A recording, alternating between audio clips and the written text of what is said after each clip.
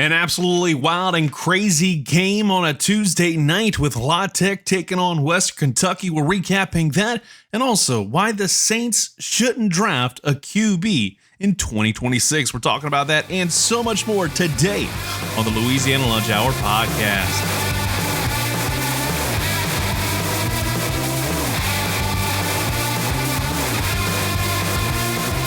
And welcome back to another edition of the Louisiana Lunch Hour podcast. Appreciate you listening in as always. If you haven't yet, make sure you go follow us on Spotify or subscribe to us wherever you get your podcast. That way, you can stay in the loop with your favorite teams from across the great state of Louisiana. We're talking about it all today. Because after all, we are getting that much closer to the start of the New Orleans Pelicans NBA season. NBA tipped off last night. Tonight is the Pels' time to shine. We're talking about them and so much more. But we absolutely have to start off talking about the wild ball game between La Tech and Western Kentucky. Seriously, what a ball game between Western Kentucky and Louisiana Tech. Tough break, though, for the Bulldogs, coming up just a little short, falling 28-27 in overtime. First off, we got to shout out Blake Baker. He looked like he got banged up in the last game. He came back, and he looked pretty good. 340 yards, a touchdown, but he also had an interception. Also ran the ball 10 times for 49 yards. Very nice performance from him. And he was able to kind of get some things going. A very positive step in the right direction. That said, I think the defense was the biggest reason why the Bulldogs came up short, alongside a lot of penalties, 9 of them to be precise, for 80 yards.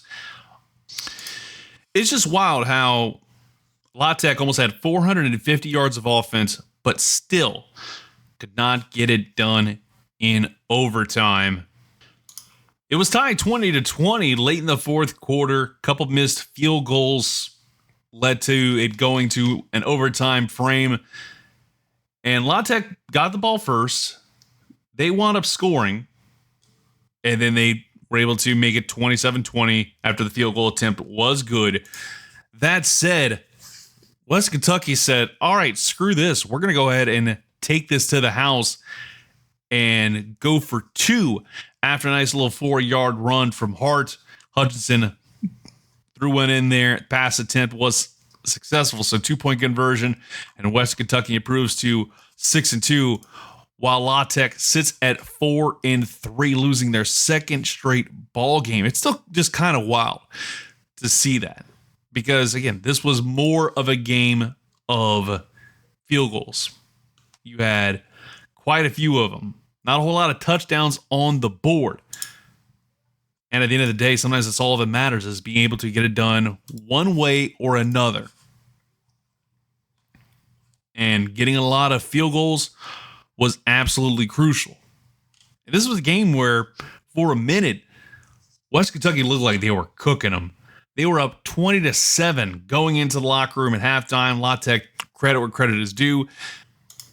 They fired right out the gates with a kickoff return that also had a little bit of a lateral. Definitely unprecedented when you think about, the situation they were in. This wasn't a, game-winning kick return or kick return to tie things up. No, this was straight up to start the second half. And massive touchdown for the Bulldogs to kind of cut the lead down to 6. A couple field goals later, they were tied up with about 6 minutes left in the fourth quarter. And then that wound up getting it to overtime. So credit to La Tech for keeping it very competitive in the second half, but it definitely was a case of too little too late, and also being on the unfortunate side of the overtime rule, because obviously, and I agree with West Kentucky's decision to do that. It's definitely a gamble, but it paid off in spades, being the team that's going to go second in overtime and going for 2. Yes, if you don't make it, game's over either way, but I'd much rather do that rather than go to any more overtime periods and give that other team a chance to go for two and win the game. I'd much rather that, especially with the newer overtime rules post LSU A&M's infamous 7 overtime ball game. I want to jump over to a different topic, though, and that is in regards to the New Orleans Saints now. Because it's safe to say, when you look at the Tankathon news that has been popping up, obviously with the Saints being where they are projected. As of right now, if the season were over, the Saints would have the number 3 pick. It goes Jets, Miami, and New Orleans. I have a very hot take here. And I feel like I've said this a lot the last several years. Simply because I have not been sold on a Saints drafting a quarterback for a multitude of reasons. Number one is because of the position that you were in at the time. You go look back at the years after Drew Brees has retired. 2021, you weren't necessarily able to have an opportunity to get a guy that was going to be a starter for you in the draft, because you were a little bit lower. A lot of the top flight players, they were gone in terms of the ones that were going to be potential QB1s where you were in the draft. You wound up getting Peyton Turner, which still to this day is probably one of the most maddening picks I've ever experienced live and in living color. I'll tell you that story probably in the not too distant future. Then you go to 2022, it was more the same. You were, during that run from 2022 till last season, you had 2 years where you were firmly like in the middle of the NFL, middle of the pack in that first round. You aren't going to get a QB1 that is going to be the potential change of the franchise, face of the franchise, get this team back to its winning ways with a middle pick quarterback. I just feel like that's the answer that I have for the last few years. Now, obviously, it seems like to me the tank is officially in effect. Now, I don't think it's truly in full effect until we see Tyler Shaw get thrown to the wolves and we actually see what he can do when he is the starter. And that I don't feel like is going to happen anytime soon, even though Kellen Moore has more or less said it's a week-to-week thing. We're all week-to-week. We're all day-to-day. It's like the old saying. I believe Dan Patrick used to say that back in the day on Sports Center in the 90s. We're all day-to-day. That's just a fact of life. But if I'm the New Orleans Saints and I am picking third,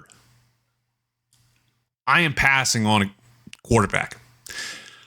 I just feel like this QB class, based off of everything that we've seen through almost 2 months of the college football season, I'm not sold on them. And again, we have these people jumping on the new hotness. Fernando Mendoza out of Indiana. Never in a million years that I think we'd be talking about a quarterback from Indiana being a potential starting quarterback. It's just ridiculous to me. Like in 2025, we are talking about potentially saying, hey, let's go ahead and draft a quarterback from the University of Indiana. Am I not saying Indiana is not a good team? No, that's the opposite of what I'm saying. I just don't feel like he's worth it. If you're the Saints and you are sitting at number 3, I feel like, if anything, the Miami Dolphins are going to take him because I feel like they're more than ready to move on from Tua turn the ball over. I feel like he has not been able to perform at the level that you want. And you've got to make some massive changes to do so. If everything stays the way it is, and I fully expect it to, I think you just are going to have to figure out the situation at quarterback another year. Do you get Garrett Nussmeier? I feel like you could. But do you really want to go ahead and draft another quarterback that you're not necessarily 100% sure is going to lead you to the promised land? that's going to be the guy that's going to turn this whole thing around. You look at the last few years. You got Jake Haener, who has not panned out. He's pretty much become the JT Barrett of the 2020s for the New Orleans Saints. You drafted Spencer Rattler, who has been serviceable, but I feel like there's clear levels to this. He is serviceable, had one of the worst performances of this season against a Dennis Allen-led defense. Mind you, I think the fact that he played under Dennis Allen as a head coach gave him a marked advantage. That said, you're going to have to figure it out with Spencer Rattler. Is he the long-term solution, or is he merely a Band-Aid?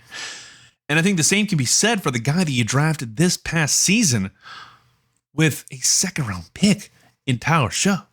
That's not your guy. And I just feel like if you are focused on getting a quarterback in 2025 in the NFL draft, I think you're going to be in for a world of pain. In just my heart of hearts.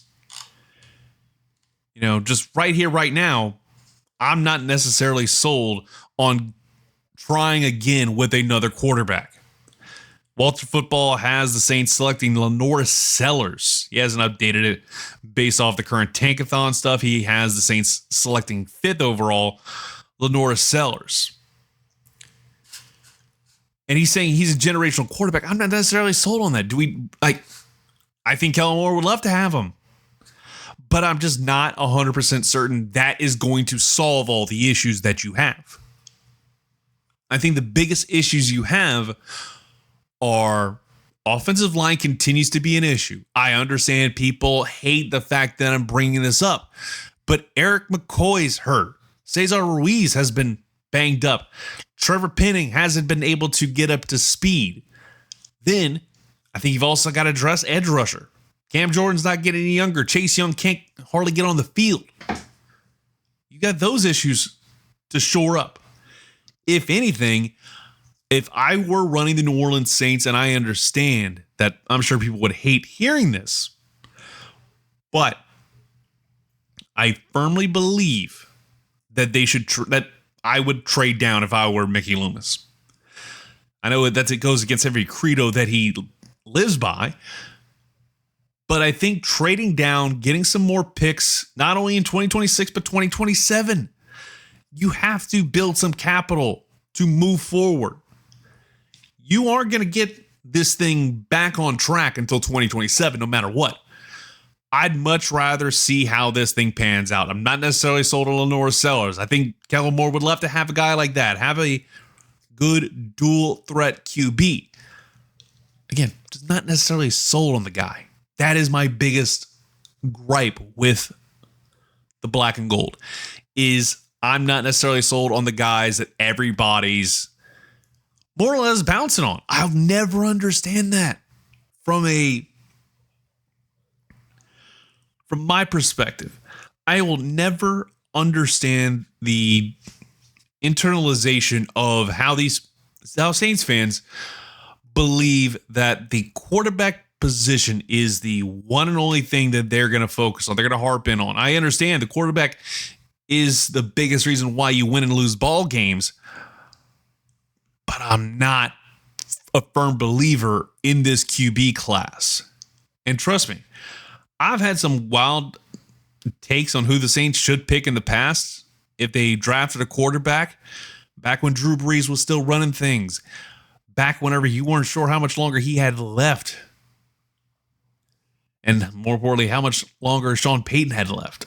I was thinking back in the day, maybe Chad Kelly could have been the next guy. I'll gladly admit that. But I'm continuing to be pessimistic on this QB draft class until I see something otherwise, because Lenoir Sellers didn't necessarily inspire me a whole hell of a lot.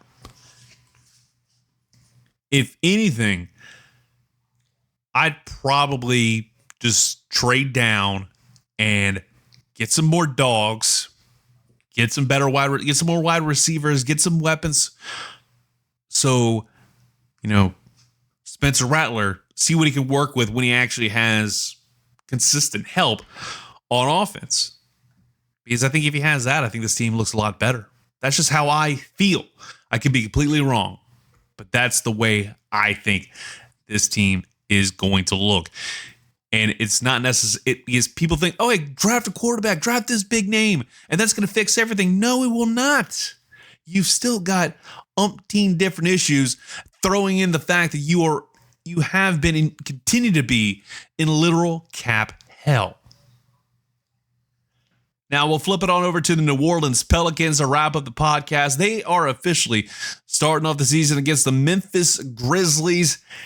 And almost like clockwork, they have at least one player injured, and he'll be out for the foreseeable future. We talked about it a little bit on last week's pod. DeJounte Murray, he's out. You're going to have to deal with that for a while. The Pelicans had another player that will be out or be reevaluated for a couple of weeks. That said, there is some good news with Derek Queen, not Dairy Queen, Derek Queen. He'll be cleared to play in the contest, the season opener tonight. That's a huge news.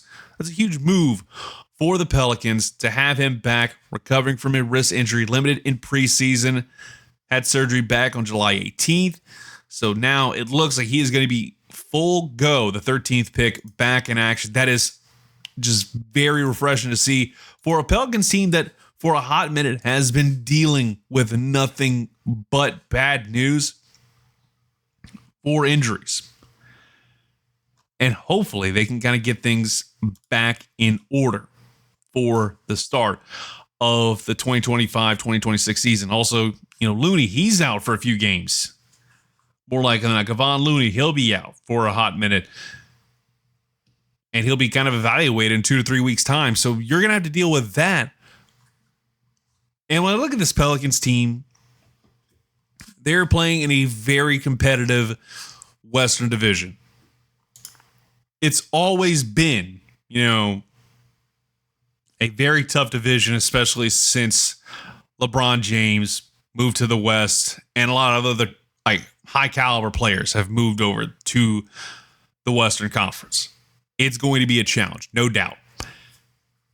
And in my honest opinion, I feel like they could probably win this game coming up tonight against the Grizzlies. But beyond that, I think it all depends on the health of this team. I know it sounds like a very basic fence-sitting take, but if you look at this Pelicans team over the last, let's say, 5-6 years, that's been the biggest problem. Heck, even going back at least a decade, because Anthony Davis wasn't necessarily the most healthy player in the league. He was dealing with injuries constantly. You have to get over that if you're the New Orleans Pelicans. You have to play hard the entire time. And more importantly, you have to have guys that are going to be available. Herb Jones, Trey Murphy, Jose Alvarado was kind of on a milk carton last season. But I think obviously the biggest player that everybody is going to be focused in on has to be, without a doubt, one Zion Williamson. If he's able to play consistently and be pretty good, and more importantly, play a lot of games, I think that we can be talking about a whole different ball game for New Orleans. This could be a team that easily gets into the play-in tournament. They truly have to have damn near everybody healthy and ready to go. That is the $1 million question everybody's going to have. How many games is Zion Williamson going to play? In only 2 seasons he's had where he played 60 or more games. And those years, they at least made it to the play-in tournament, it's great. But I talked about it a lot last week when talking about the future of Willie Green. I think you have to get to the first round of the playoffs and win the series. You have to advance to the second round of the playoffs for Willie Green to keep his job. The NBA is such a fickle mistress. I guarantee you that's going to be a big sticking point in determining whether or not to keep him around. Going into the 2026-2027 season. This is really a chance for him to step up. If he does not get to that point, regardless if it's due to injuries or poor play, if he doesn't get there, I feel like the Pelicans front office has to make a very big and difficult decision and get rid of one Willie Green. And it would hurt, I think, the long-term development of this franchise, because one of the things we kind of forget is Zion Williamson has already in his career gone through 3 head coaches. And not because he's just a locker room cancer, it's just because of circumstance. Go back to his first season, Alvin Gentry. Then Alvin Gentry gets Das Boot. You had the Van Gundy experiment fail miserably. And then Willie Green's been able to stick around for a hot minute. I guarantee you, if we see Willie Green gone, I feel like Zion Williamson may feel like there's just so much uncertainty. His agents might be kind of whispering in his ear even more to say, hey, time to kind of start packing our bags and heading elsewhere. Time to start requesting a trade, because it's safe to say this franchise is sinking like a rock. I hope that's not the case. I hope that's not the case, because I don't think this franchise can take a third straight franchise player asking for directions towards the exit. That's just how I see things. Hopefully you're having a great Wednesday. We'll be back with you tomorrow with another edition of the Louisiana Lunch Hour podcast.